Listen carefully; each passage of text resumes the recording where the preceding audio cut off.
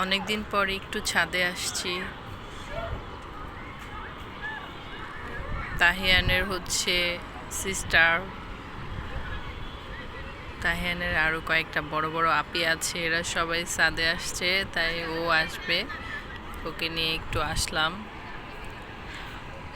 আমিও অনেক দিন পরে আসলাম। তাহিয়ান তো তাও আসে মাঝে মাঝে ওর বাবার সাথে, আন্নার সাথে, আমার আসা হয় না। আমাদের ছাদটা কিন্তু অনেক সুন্দর। উত্তরার ফেমাস সব কিছু আপনি আমাদের ছাদ থেকে দেখতে পারবেন। এই যে এটা হচ্ছে উত্তরার সেন্টার পয়েন্ট, যেটা কিছুদিন আগে হয়েছে, কয়েকবার যাওয়া হয়েছে, বাট রিসেন্টলি ওরা স্টার সিনেপ্লেক্স চালু করেছে। দেখি একদিন মুভি দেখতে যাব। আর এটা হচ্ছে আমাদের বিমানবন্দর, রেল স্টেশন। এখানে একটা ফ্লাইওভারের কাজ চলতেছে,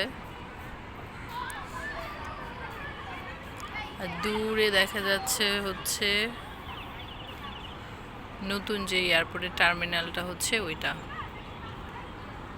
আর আমাদের এখান থেকে হচ্ছে রানওয়েটাও পুরো দেখা যায়। এই যে অলরেডি একটা প্লেন ওখানে অলরেডি দেখা যাচ্ছে। এয়ারপোর্টের ফুল রানওয়েটা আমাদের ছাদ থেকে দেখা যায়।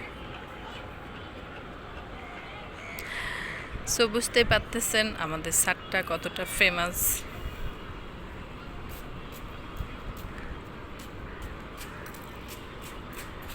অনেক সুন্দর একটা পরিবেশ। ঢাকা শহরে এরকম খোলামেলা পরিবেশ আসলে বেশি একটা পাওয়া যায় না, বাট আমি অনেক লাকি।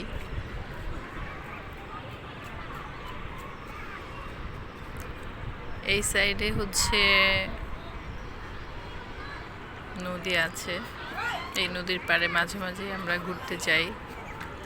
এখানে একটা ঝালমুড়ি মামা আছে, ওনার ঝালমুড়িটা খুব মজা, মোটামুটি এই এলাকার সবাই জানে। সকালবেলা এখানে অনেক হাঁটাহাঁটি করে সবাই। এটা আগে পুরোটা মাঠ ছিল, এখন মেবি মাঠটাকে ছোট করে ফেলতেছে। বাচ্চারা ভালোই মজা করছে। মাঝে মাঝে তাহিয়ানকেও নিয়ে যাই, ও অনেক এনজয় করে। সব কিছু মিলে পরিবেশটা ভালোই লাগে, চতুর্দিকে অনেক খোলামেলা, তো এই জন্য ভালো লাগে। আর সেন্টার পয়েন্টটা হয়ে এই জায়গাটার ভ্যালু আরও আগে থেকে অনেক বেশি বেড়ে গেছে।